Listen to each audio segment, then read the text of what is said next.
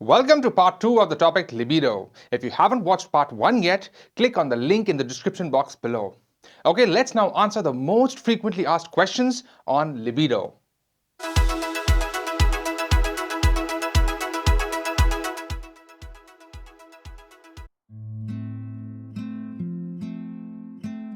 Not really, but they can be related. Libido is what's going on in your mind, for instance, when you're involved in a hot fantasy, whereas sexual arousal is what's going on in your body. That is, getting wet if you have a vagina or getting an erection if you have a penis.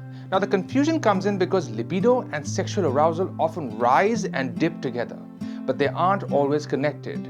You may experience high levels of libido without any signs of physical arousal. That is, when you're really turned on, but you're still not getting wet or an erection. On the other hand, you may experience signs of physical or sexual arousal like getting wet or getting an erection, but even when you're not in the mood to have sex. This is referred to as arousal non-concordance. There is no normal. Each individual has their own baseline of what feels good, natural, and satisfying libido-wise. You may have no noticeable libido to speak of and be fine with that. Or you may feel some level of sexual attraction multiple times a day and be fine with that too. It's likely that you've been fed this notion that men think about sex 24/7, whereas women can basically take it or leave it. This kind of reductive thinking is oppressive to people of all genders. What's important to note is that there's a ton of room for what counts as normal libido, irrespective of your sex, gender identity, or sexual orientation.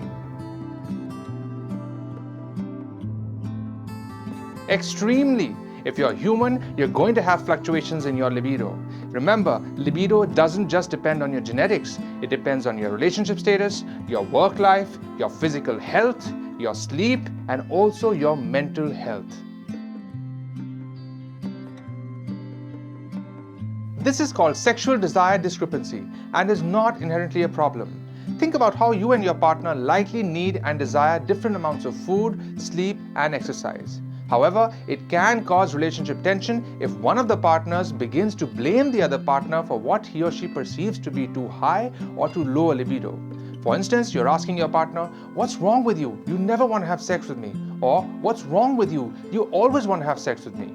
It can also be a problem when one of the partners begins to take this imbalance personally. For instance, you start to think that your partner doesn't want to engage sexually with you because you're unattractive.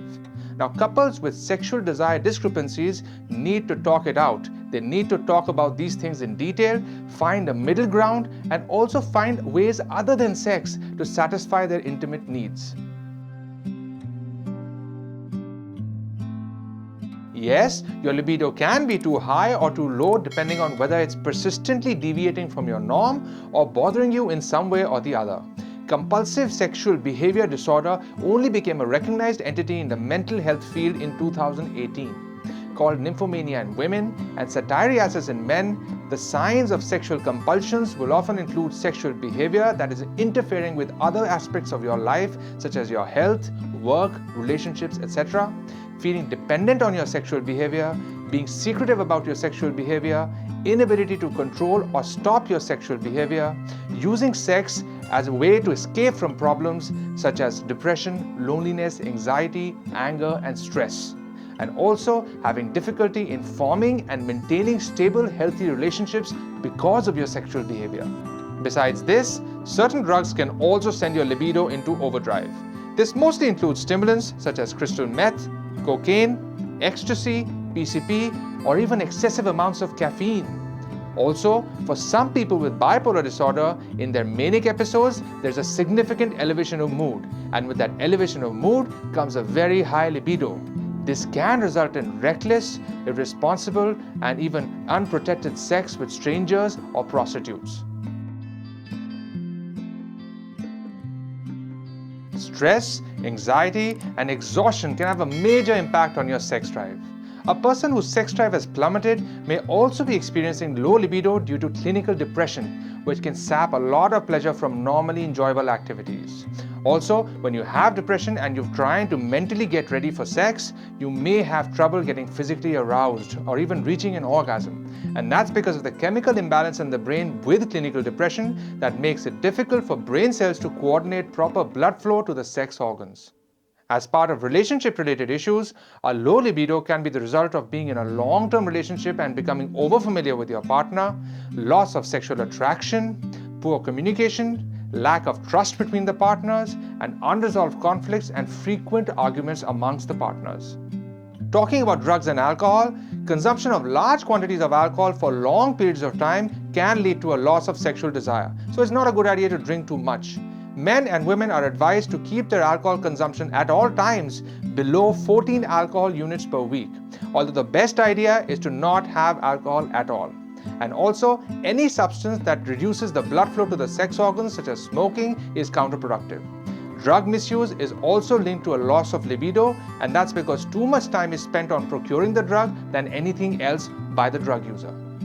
A low libido can also be caused by sexual problems such as ejaculation trouble, erectile dysfunction, vaginal dryness, painful sex or dyspareunia, inability to orgasm or anorgasmia, and involuntary contraction of the vaginal muscles, also called vaginismus.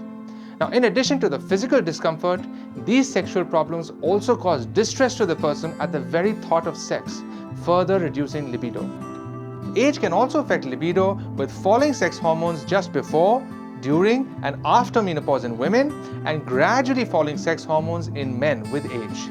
Other than this, age can also lead to underlying health conditions which can also affect libido, and these include heart disease, diabetes, an underactive thyroid, cancer, and major surgeries such as a surgery to remove the womb and ovaries in women. Certain medications can also lead to low libido, and these include medications for high blood pressure, antidepressants, medications for seizures, antipsychotics, medications for an enlarged prostate, medications for prostate cancer, and also oral contraceptives. And lastly, there's a lot of medical interest around what has come to be known as hypoactive sexual desire disorder, or HSDD. If you're troubled by chronically low or absent libido, which is not better attributed to any of the causes that I've just mentioned, you could have HSDD. Increasing your libido really depends on why it was low in the first place. Figure out the underlying cause, either psychological or physical, and treatment becomes easier. We need to redefine aphrodisiacs. There's a lot of buzz around certain foods and herb supplements as being natural libido boosters. Although there's no evidence to suggest that they directly affect libido, there is a common string. And that common string is the fact that these herbs and foods are extremely rich in antioxidants, anti-inflammatory compounds, have cholesterol-lowering properties, and also increase blood supply to the sex organs through L-arginine, which is a compound present in copious amounts in all of these.